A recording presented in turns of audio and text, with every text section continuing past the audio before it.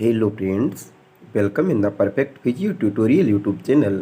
मैं भुवनेश्वर और आपके लिए लेकर आया हूँ एक न्यू टॉपिक, प्रेशर सोर एंड देयर मैनेजमेंट।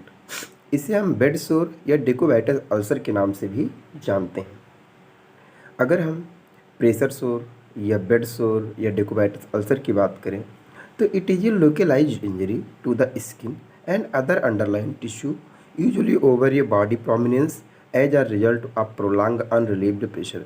मीन्स क्या होता है, जो हमारे बॉडी पर एक लंबे समय तक प्रेशर पड़ता रहता है, जैसे कि जो अनकॉन्शियस पेशेंट होते हैं या आफ्टर सर्जरी के टाइप बाद, तो उससे क्या होता है कि पेशेंट की जो स्किन होती है वो धीरे धीरे डिजनरेट होने लगती है। साथ ही साथ जो अदर अंडरलाइन टिश्यूज होते हैं उनमें भी इंजरी हो जाती है। तो ये इंजरी जो है लोकलाइज्ड होती है और इसे हम किस नाम से जानते हैं, बेड सोर के नाम से जानते हैं। या प्रेशर की वजह से होती है तो प्रेशर अल्सर या प्रेशर सोर भी बोलते हैं, या और इसे डेकोबाइटस अल्सर भी बोलते हैं। अगर हम इसके पीछे कौन से रिस्क फैक्टर हैं उसकी बात करें तो फ्रिक्शन की वजह से इंजरी हो सकती है, क्योंकि जब पेशेंट एक जगह पर लेटा हुआ होता है बहुत लंबे समय तक तो वहाँ पर फ्रिक्शन की वजह से इंजरी डेवलप हो जाती है। शियर फोर्स की वजह से हो सकता है। इम्पेयर्ड सेंसरी परसेप्शन, इसकी वजह से भी इंजरी होने के चांसेस हो जाते हैं। इम्पेयर्ड फिजिकल मोबिलिटी के इम्पेयर्ड होने की वजह से हो सकता है। अल्टर्ड लेवल ऑफ कॉन्शियसनेस, जो कॉन्शियसनेस का लेवल है वो अल्टर्ड हो जाए, मीन्स अनकॉन्शियस पेशेंट हो जाए या पार्सली अनकॉन्शियस, फुल्ली अनकॉन्शियस। तो इससे क्या होगा, पेशेंट मूव तो कर नहीं पाएगा और अगर उसकी केयर करने वाला कोई नहीं है तो decubitus ulcer, pressure sore, bed sore develop होने के ज़्यादा चांसेस हैं। Then fecal and urinary incontinence, अगर ऐसा कुछ है तो भी पेशेंट को होने के ज़्यादा चांसेस होते हैं। अगर और कंडीशन की बात करें तो अगर किसी को पेशेंट को माल न्यूट्रिशन है या डिहाइड्रेशन है, एक्सेसिव बॉडी हीट प्रोड्यूस हो रही है, मीन्स फीवर बहुत टाइम तक रहता है तो पेशेंट लेटा ही रहेगा, जाहिर सी बात है, तो उस कंडीशन में भी डेवलप होने के चांसेस होते हैं। अगर देखें तो एडवांस एज में, मीन्स जो लोग ऐसे पेशेंट जो ओल्ड एज के होते हैं उनमें होता है। कुछ मेडिकल कंडीशंस भी हैं, क्रॉनिक कंडीशंस, जैसे कि डायबिटीज, कार्डियोवैस्कुलर डिजीज, इस कंडीशन में भी होने के ज़्यादा चांसेस होते हैं। तो ये सारे रिस्क फैक्टर हैं जिसकी वजह से डेकोबाइटस ulcer, pressure sore, bed sore develop हो सकते हैं। अब अगर इसकी हम पैथोफिजियोलॉजी की बात करें तो इससे, जैसा कि हमने बहुत सारे रिस्क फैक्टर ऊपर बताए, उससे क्या होगा, ये जो हमारी सॉफ्ट टिश्यूज है अंडरलाइन बोनी प्रोमिनेंस, बोन से ऊपर सबसे पहले हमारी skin, then fascia, superficial fascia, deep fascia, muscles, then हमारे बोन्स आ जाएंगे। तो ये सारी चीज़ें जो हमारी होती हैं तो ये हमारे सॉफ्ट टिश्यूज होते हैं। तो इससे क्या होता है, जब प्रेशर उन पर पड़ेगा एक्सेसिव प्रेशर, तो इससे क्या होगा कि वहाँ पर जो नॉर्मल कैपिलरी प्रेशर है वो क्या होगा, धीरे धीरे वहाँ पर एक्सीड हो जाएगा, इंक्रीज हो जाएगा, जिसकी वजह से अक्लूजन हो जाएगा और टीयर कट जाएंगे जो नॉर्मल स्मॉल ब्लड वेसल्स हैं, और वहाँ पर टिश्यू का जो परफ्यूजन है, मीन्स जो ब्लड की सप्लाई हो रही है वो रिड्यूस हो जाएगी। इसकी वजह से इस्चेमिक नेक्रोसिस डेवलप हो जाएगा और बेड सोर या प्रेशर सोर डेवलप हो सकता है।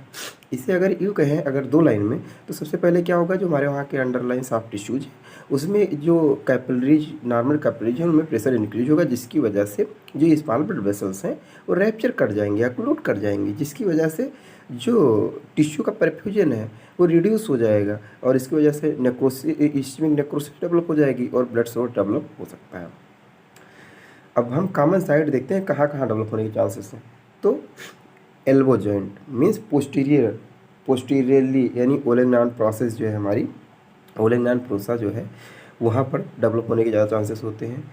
इनर नीच में डेवलप होने के चांसेस होते हैं। Back of the ear, shoulder, elbows, lower back of and buttock, hip and heel, near knees. तो ये सारे जो जितने प्रोमिनेंस एरिया हैं जहाँ मोस्ट कॉमनली डेवलप होने के चांसेस होते हैं। अब अगर हम देखें स्टेजेज, कौन कौन सी स्टेजेज होती हैं बेड सोर्स की, या इसे क्लासिफिकेशन कैसे किया गया है, तो इसका जो बेस है, based on the depth of the tissues destroys, कौन कौन से टिश्यू डिस्ट्रॉयज हो रहे हैं, कितना डिस्ट्रॉयज हो रहा है, उसके बेसिस पर इसको 4 स्टेज में डिवाइड किया गया है। Stage first, stage second, stage third, stage fourth. तो 4 स्टेज में इसे डिवाइड किया गया है on the basis of depth कि कितना टिश्यू का इन्वॉल्वमेंट हो रहा है, मीन्स कितना स्किन जा रहा है, देन फेसिया जा रहा है, देन मसल्स का इन्वॉल्वमेंट हो रहा है, उसके बेसिस पे। सबसे पहले अगर हम देखें स्टेज 1, जिन्हें हम नॉन ब्लैंचेबल या redness of the intact skin ये बोलते हैं। तो intact skin present with non blanchable erythema of a localised area usually over a bony prominence. इसमें क्या होगा, जो हमारा बोनी प्रोमिनेंस है वहाँ पर स्किन के ऊपर नॉर्मली बस रेडनेस आ जाएगी और ज़्यादा कुछ नहीं होगा, मीन्स स्किन का डिकलरेशन हो जाएगा, स्किन वार्म रहेगी, मीन्स हीट थोड़ा सा रहेगा, एडमा डेवलप हो सकता है, पेन में आल्सो भी प्रेजेंट, पेन हो सकता है। Stage 1 indicate at risk person. Stage 1 से लगता है कि पर्सन को मतलब रिस्क है, मीन्स स्टार्ट हो गया है। It involve only the epidermal of the skin, जो स्किन की 5 लेयर्स होती हैं उसमें जो एपिडर्मल होती है, तो ये एपिडर्मल लेयर में मोस्टली इन्वॉल्व होता है। देन जैसे कि आप देख रहे हैं ये हमारी सबसे ऊपरी लेयर है और देखिए यहाँ रेडनेस आ गई है, ये देखिए जैसा कि एग्जांपल में आपको दिखाया जा रहा है। तो ये हमारी स्टेज 1 है।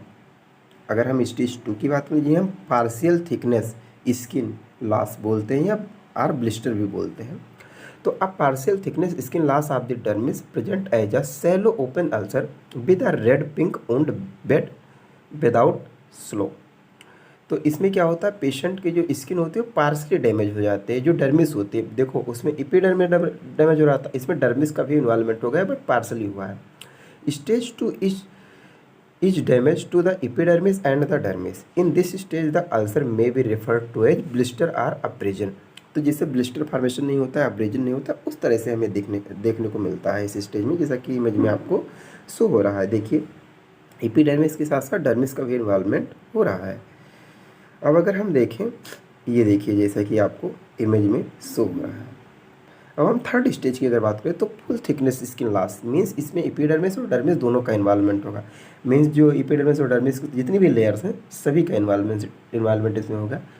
थर्ड स्टेज में क्या होता है, इसे हम जैसा कि नाम से बता दिया फुल थिकनेस टिश्यू लॉस बोलते हैं। इसमें सबक्यूटेनियस टिश्यू फैट में भी विजिबल, सबक्यूटेनियस टिश्यू भी हमें देखने को मिलने लगेंगे और साथ ही साथ फैट भी देखने लगेगा। But bone tendon our muscles is not expose, लेकिन बोन टेंडन और मसल जो है हमें नहीं दिखेगा। इसमें किस चीज़ का इन्वॉल्वमेंट होगा, एपिडर्मिस, डर्मिस और सबक्यूटेनियस टिश्यू, ये तीनों चीज़ जो है लॉस हो जाएंगे, हमारी स्किन लगभग लॉस हो जाएगी। जैसा कि ये आपको स्टेज 3 में दिख रहा है, इसके एग्जांपल आपको ये हैं। देखिए फैट दिखने लगा हमारा और स्किन पूरी तरह से लॉस हो चुका है। अगर अब हम स्टेज 4 की बात करें तो fully thickness tissue loss, stage 4। इसमें क्या होता है, ulcer is the deepest extending into the muscle tendon और इवन बोन। इसमें क्या होता है, जो अल्सर है वो मसल टेंडन और इवन बोन तक भी पहुंच जाता है। Full thickness tissue loss with expose bone tendon और मसल, तो इससे बोन है जो हमारी टेंडन्स है मसल्स है उसमें उनका पूरी तरह से लॉस हो जाता है। जैसा कि इमेज में आपको सो रहा, देखिए स्किन गई, फिर हमारी फेसिया और बोन में इन्वॉल्वमेंट हुआ है और मसल्स देखिए सारा लॉस हुआ है, जैसा कि आपको दिख रहा है स्टेज 4 में। तो ये सारी हैं स्टेजेस, 4 स्टेजेस थे जिसको हमने आपको एक एक करके डिटेल में बताया। अब हम बात करते हैं कॉम्प्लिकेशन की। अगर किसी को pressure sore, bed sore develop हो गया है, डेकुबाइटिस अल्सर हो गया है तो क्या हो सकते हैं, उसको सेल्यूलाइटिस हो सकता है, means injury in the cell, bone and joint infection हो सकते हैं, सेप्सिस डेवलप हो सकता है और कैंसर होने के ज़्यादा चांसेस होते हैं। अब अगर हो रहा है तो इसका मैनेजमेंट हम कैसे करेंगे, इसको कंट्रोल कैसे करेंगे। तो सबसे पहले अगर मैनेजमेंट की बात करें तो इसका सबसे अच्छा है prevention is better than cure, जैसे कि आपको पता है। तो प्रिवेंशन सबसे पहले करते हैं। प्रिवेंशन में हम क्या करते हैं, प्रिवेंशन में जैसे हम पॉइंट वाइज देखें कि पेशेंट की जो पोजीशन है, तो हम कोशिश करेंगे कि जो भी पेशेंट है, जो भी पर्सन है, उनको हम एडवाइस देंगे अगर वो अपनी पोजीशन चेंज करते हैं तो बार बार एक ही पोजीशन में ज़्यादा देर तक ना रहें, अपनी पोजीशन 15 से 20 मिनट पर चेंज करते रहें। अगर पेशेंट मान लीजिए अनकॉन्शियस है, अनकॉपरेटिव है, तो हमें उसकी पोजीशन को हर 15 मिनट्स पर चेंज करते रहना है। देन स्किन इंस्पेक्शन, और स्किन का इंस्पेक्शन करते रहना है कि किस मतलब स्टेज में है हमारा प्रेशर सोर, बेड सोर, और मोस्टली लॉन्ग टर्म स्लीपिंग को अवॉइड करना है। पेशेंट को कहना है कि ज़्यादा देर तक उसे सोना नहीं है, एक ही पोजीशन में सोना है, लेकिन एक ही पोजीशन में ज़्यादा देर तक सोना नहीं है। ये अवॉइड करना है। Then nutrition, healthy diet patient को देना है।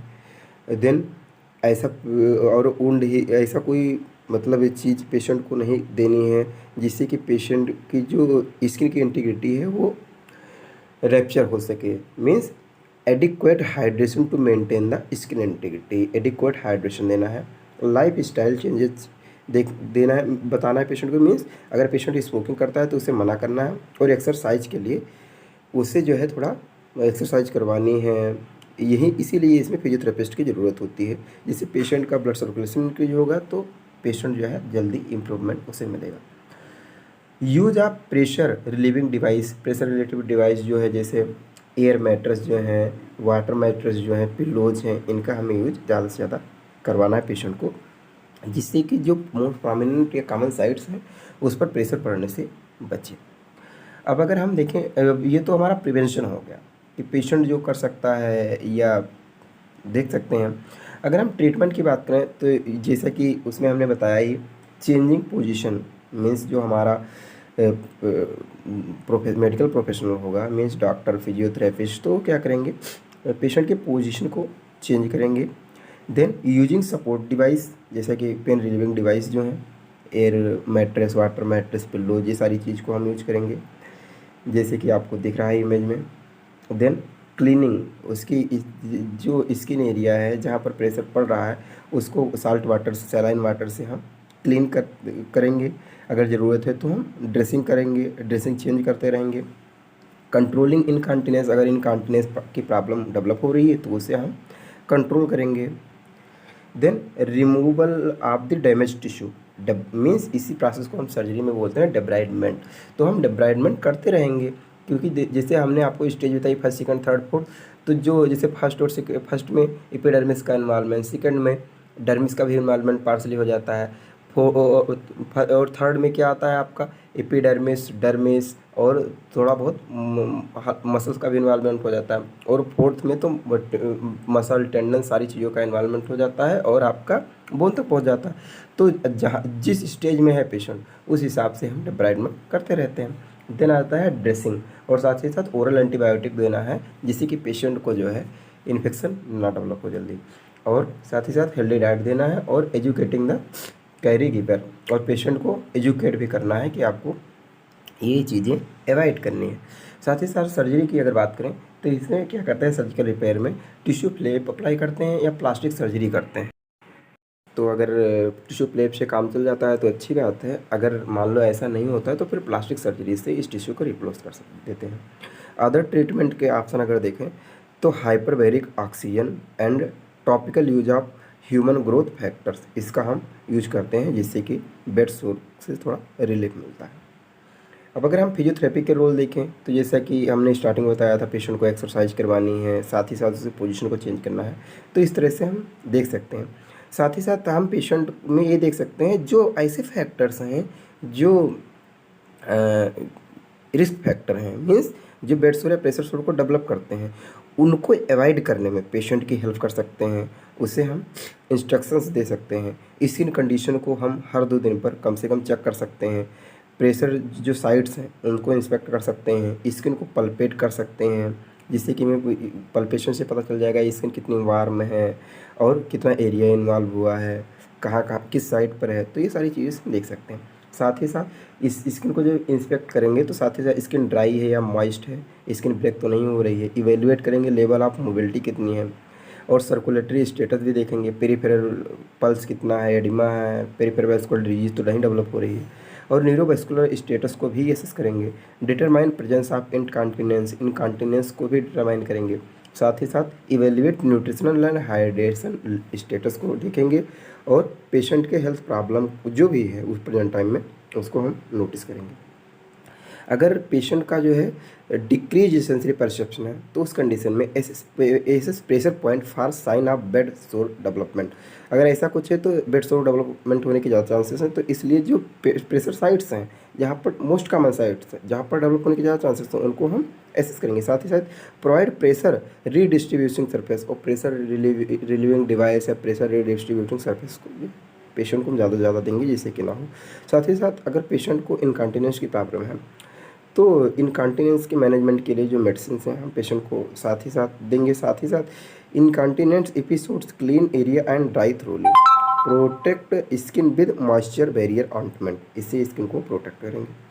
साथ ही साथ अगर पेशेंट को फ्रिक्शन या शेयर फोर्स लग रहा है प्रेशर साइड्स पर, तो हम क्या करेंगे, reposition patient using draw seat and lifting of surface, वहाँ पर पेशेंट को रखेंगे जहाँ पर प्रेशर मीन्स फ्रिक्शन कम से कम हो, फ्रिक्शन को हम कम कर सकते हैं।